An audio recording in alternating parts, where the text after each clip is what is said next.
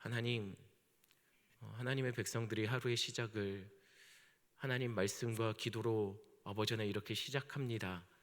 하나님, 하루의 시작이 아버지 안에 말씀과 기도로 시작하는 자는 다르다라는 것을 오늘 하루 종일 하나님 특별한 아버지 안에 하나님의 인도하심 안에 아버지 안에 그것이 확인되게 주님 도와주시옵소서. 날마다 말씀에 사로잡히는 우리 성도들 오직 주의 은혜로 살게 주님 도와주시고 주님의 특별한 은혜와 도우심으로 살게 주님 도와주시옵소서. 말씀 앞에 섭니다. 아버지 하나님, 이 말씀 듣고 아버지 하나님 삶 속에 또한 아버지 하나님 열매로서 삶을 살아갈 수 있도록 아버지 하나님 주님 우리 성도님들 붙잡아 주시옵소서. 감사를 드리며 예수님의 이름으로 기도드렸습니다. 아멘. 오늘 하나님은 본문에서 에스겔에게 마곡과 곡에게 예언하라고 선포하고 계십니다. 그러면 도대체 마곡은 어디일까요? 1절에 보니 로스와 메섹과 두발을 관장하는 사람이 곡이라고 말합니다. 그러나 이것에 대한 지명은 정확하게 나오지 않습니다. 마곡은 장소이고 곡은 왕의 이름을 말합니다. 이것에 대해서 때로는 러시아가 아닐까라고 하는 사람도 있습니다.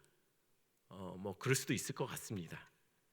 그러나 사실 그건 꼭 그렇게만 볼 수 있는 것 같지는 않습니다. 왜냐하면 이 전쟁은 그때 당시에 실제로 있었던 전쟁이 아니기 때문입니다. 그러니 도대체 이들이 누구였는지, 이 땅이 어디였는지를 논하는 것은 별 의미가 없는 것 같습니다. 이 전쟁은 실제로 일어난 전쟁이 아니기 때문이죠.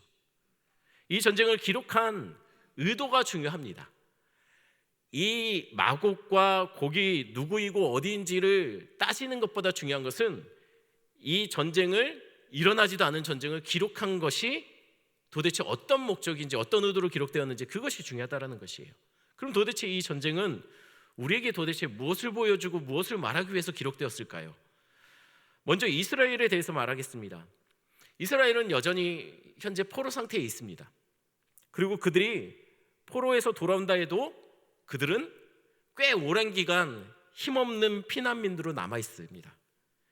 그들이 돌아와도 생활고에 여러 가지 경제적인 어려움을 버텨내야 했던 자들입니다. 그런 그들이 정착하여 안정이 됐으면 얼마나 됐겠습니까? 여전히 그들은 주변 나라들의 눈치를 봅니다. 성은 무너져 있습니다.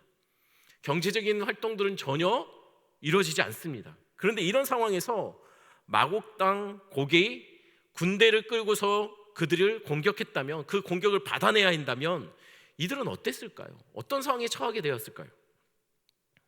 이게 전쟁이 되겠습니까? 그런데 결과는 어떻게 나왔는지 아십니까? 마곡 왕 곡의 군대는 이스라엘에게 완전히 처참하게 패배하고 맙니다. 그럼 이것을 어떻게 이해해야 될까요? 이스라엘이 분명 강한 나라여서 마곡 땅보다 훨씬 더 강력해서 이긴 것이 그것은 아닐 겁니다. 그럼 마곡이 이스라엘보다 약한 나라여서 이스라엘에게 패하였을까요? 먼저 마곡 왕 곡의 군대가 얼마 정도였는지를 한번 살펴보겠습니다. 9절 말씀 한번 제가 읽어드립니다. 9절 말씀입니다. 이스라엘의 성읍들에 거주하는 자가 나가서 그들의 무기를 불태워 사르되 큰 방패와 작은 방패와 활과 화살과 몽둥이와 창을 가지고 7해 동안 불태우리라. 이들이 이스라엘을 공격할 때 가져왔던 무기들, 그들이 패전하고서 남겨진 무기들을 이스라엘 성읍에 거주하는 사람들이 땔감으로만 쓰는데 7년이 걸렸다고 합니다. 이 말이 안 되는 거죠. 그럼 도대체 얼마나 이들이 많은 무기를 가져왔다는 얘기입니까? 11절 말씀 한번 제가 읽어드립니다. 그날아 내가 곡을 위하여 이스라엘 땅 곧 바다 동쪽 사람이 통행하는 골짜기를 매장지로 줄이니 통행하던 길이 막힐 것이라. 사람이 거기에 곡과 그 모든 무리를 매장하고 그 이름을 하몬곡의 골짜기라 일컬으리라. 이스라엘 족속이 7달 동안 그들을 매장하여 그 땅을 정결하게 할 것이라. 그리고 이 전쟁에서 죽은 자들이 이렇습니다. 이스라엘의 하몬곡의 골짜기를 매장지로 하나님께서 주셔서 이곳에 매장을 하는데 이 길을 통하던 길이 시체들로 가득하여서 길이 막혀버릴 거라고 얘기합니다. 또한 이스라엘 사람들이 이 전쟁에서 죽은 마곡 사람들을 묻을 때 7달이 걸릴 거라고 얘기를 하고 있어요. 그럼 도대체 얼마나 많은 사람들이 죽었다는 이야기일까요? 죽은 사람들이 많았으며 감당이 안 되고 처치 곤란하여 길이 막힐 상황이 벌어진다는 것이죠. 그러니 이상하죠. 이들이 왜 졌을까요? 당시 전쟁은 숫자, 무기, 훈련, 기세 이런 것들로 전쟁의 승패가 결정될 겁니다. 그렇다면 이스라엘 백성들은 무너진 성벽, 패잔병들과 같은 남겨진 자들, 혹은 포로에서 돌아온 자들, 그리고 형편없는 무기, 전혀 훈련되지 않은 군대, 이미 꺾여버린 사기, 뭐 하나 이길 만한 이유가 없다는 것이에요. 그런데 어떻게 성경은 이런 말도 안 되는 승리를 이야기하고 있는 것일까요? 그럼 본문의 승리에서 도대체 이스라엘은 어떤 역할을 했을까요? 본문을 살펴보면 놀랍게도 이스라엘이 한 것이 아무것도 나오지 않습니다. 1절 한번 보면은 1절에서 마고왕 고객에게 대적했던 것은 이스라엘이라고 나오지 않고 하나님이라고 나와요. 3절에 보면 대적의 활을 치고 그들의 화살을 떨어뜨린 것도 하나님입니다. 4절을 보면 대적을 이스라엘 산 위에서 엎드러뜨렸고 5절에 빈들에 엎어지고 6절에 불로 마곡과 섬을 불사른 분도 모두 하나님이 하셨다라고 기록하고 있습니다. 이 전쟁에서 이스라엘이 한 일이 전혀 기록되고 있지 않습니다.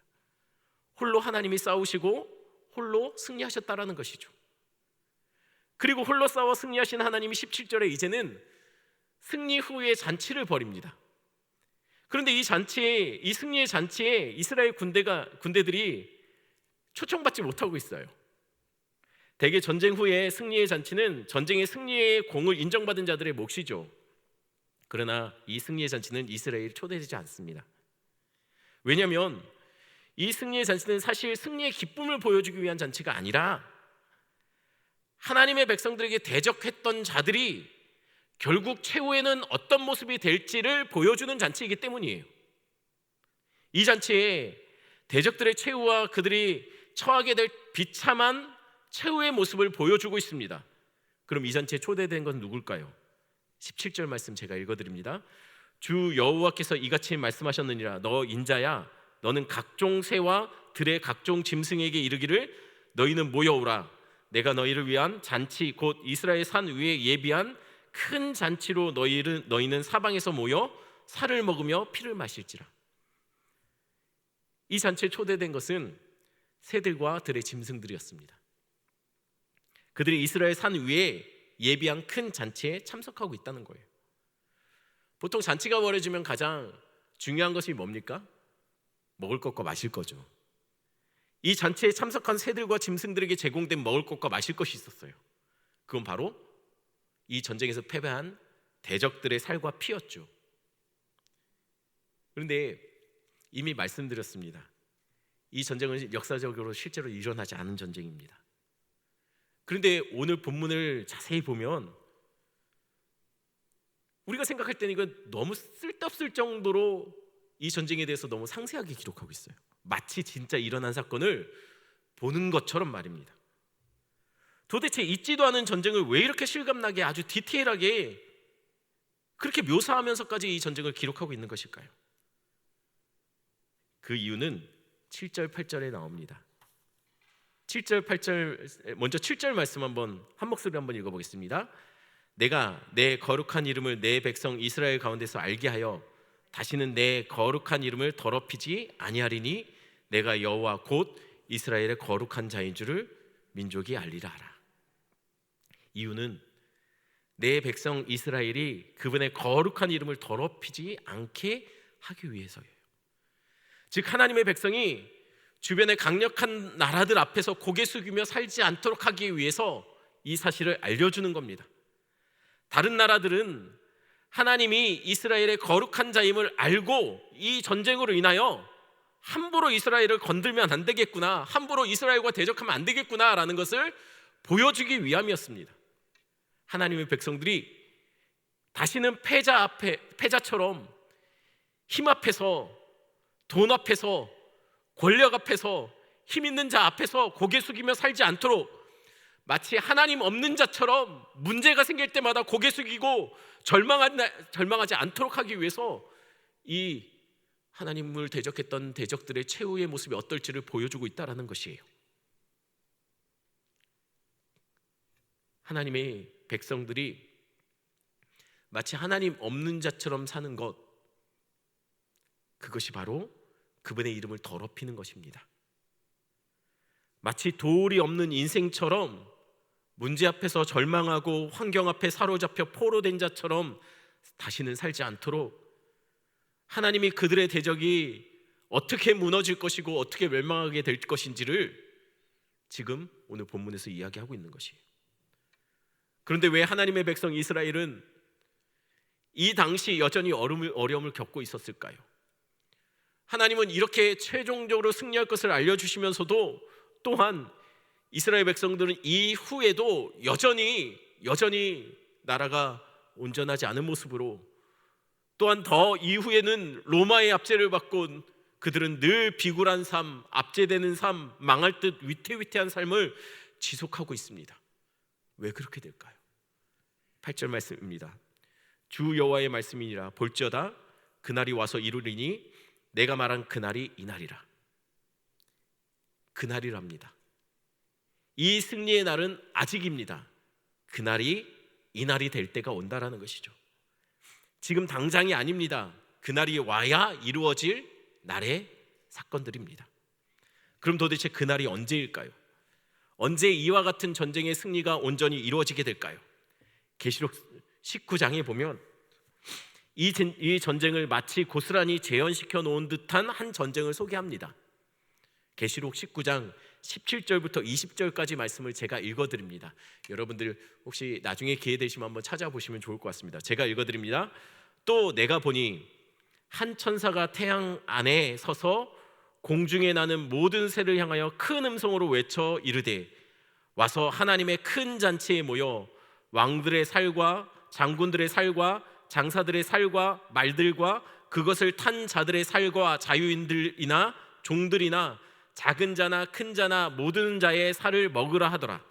또 내가 보매 그 짐승과 땅의 임금들과 그들의 군대들이 모여 그 말탄 자와 그의 군대와 더불어 전쟁을 일으키다가 짐승이 잡히고 그 앞에서 표적을 행하던 거짓 선지자도 함께 잡혔으니 이는 짐승의 표를 받고 그의 우상에게 경배하는 자들의 표적으로 미혹하던 자라.